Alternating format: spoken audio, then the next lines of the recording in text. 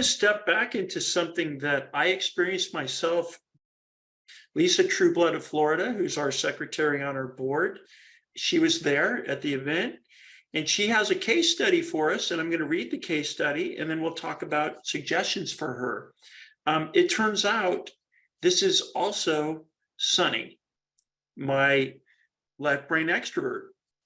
So Lisa writes, I have a young left brain extrovert that puts his ears back during feeding time. He does not act aggressively in any other way.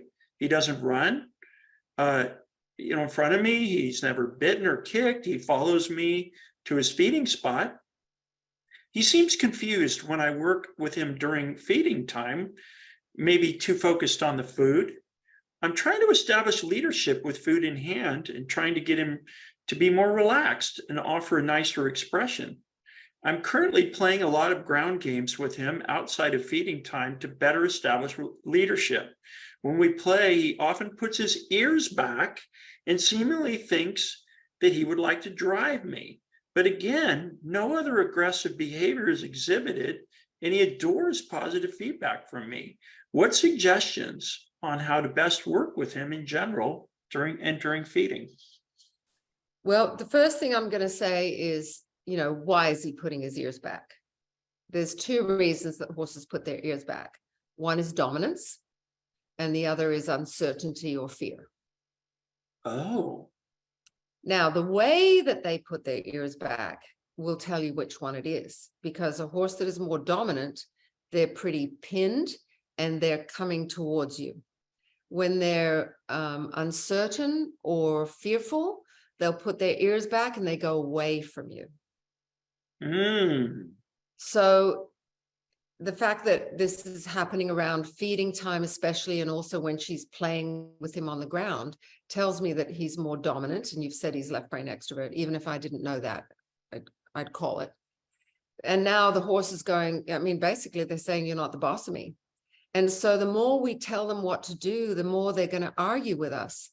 So what we have to do is connect to them. We have to connect with them. So how do you connect with a left brain extrovert? In my terms, I call that a pushy mover. And you move the mover and you have to push the pusher.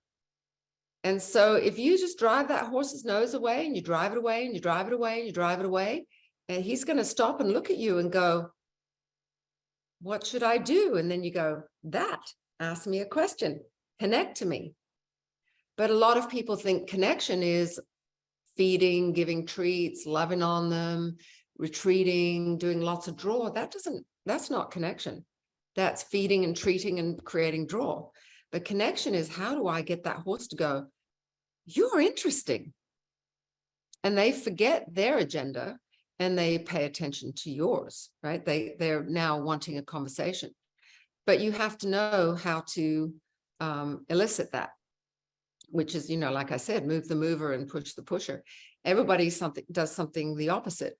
They stop the mover and they retreat from the pusher, or they defend against the pusher, right? Instead of going, no, you move over there. If you look at how horses interact, pushy dominant horses move the other horses, but they don't go, you have to move in this fashion to that place. They say, get out of here.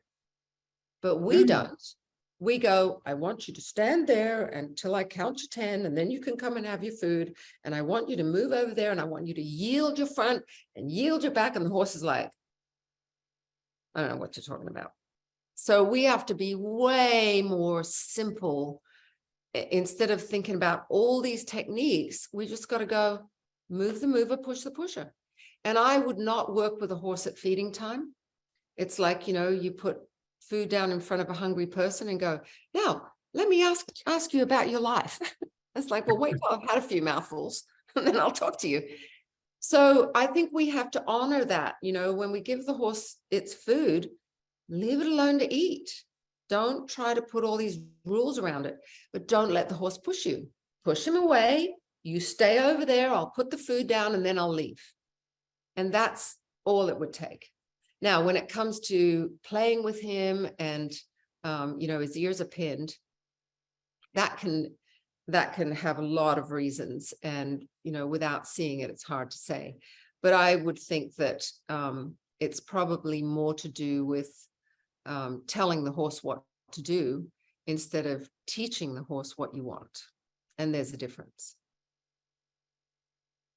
Well, I love it. You just connected it to Sunny and me as well, because I'm going to go back and I know Lisa's on the call and I'm sure she's excited about what you just said, but I'm excited because now I've got another tool in my quiver with my 18-year-old partner. So thank you.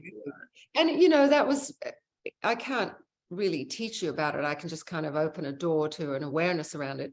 And Lisa, if you want to send me a video or you want to call me, please do.